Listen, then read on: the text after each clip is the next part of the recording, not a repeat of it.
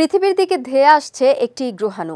যুক্তরাষ্ট্রের মহাকাশ গবেষণা সংস্থা নাসা জানিয়েছে, প্রায় ২০০ ফুট চওড়া এই গ্রহাণুর পৃথিবীতে আঘাত হানার সম্ভাবনা রয়েছে। গ্রহাণুটি কোনো ঘনবসতিপূর্ণ এলাকায় আঘাত হানলে বড় ধরনের ক্ষতি হতে পারে।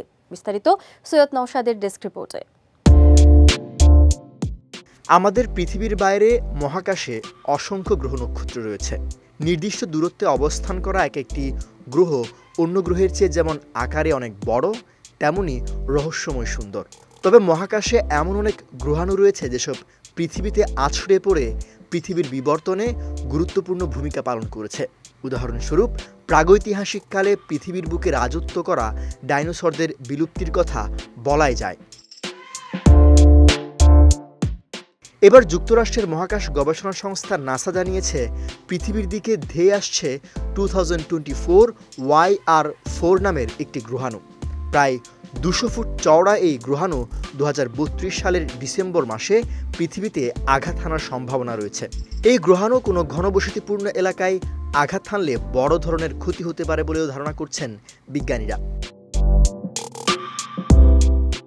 নাসার তথ্যমতে পৃথিবীর দিকে ধেয়ে এলেও গ্রহাণুটির আঘাত হানার সম্ভাবনা মাত্র 1.2%।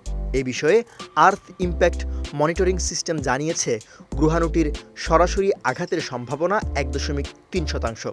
তবে এটি আঘাত হানলে দক্ষিণ আমেরিকা থেকে শুরু করে আফ্রিকার যে কোনো অঞ্চল ক্ষতিগ্রস্ত হতে পারে।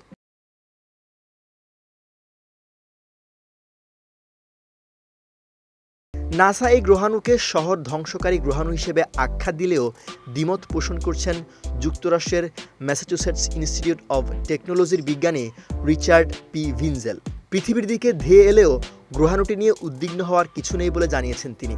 তার মতে 1.2% ও 1.3%-এর মধ্যে তেমন কোনো পার্থক্য নেই। তবে আঘাত না হানলেও পৃথিবীর 66,000 মাইলের মধ্যে চলে আসবে গ্রহাণুটি। সৈয়দ নওশাদ, বিজয় টিভি, নিউজ ডেস্ক।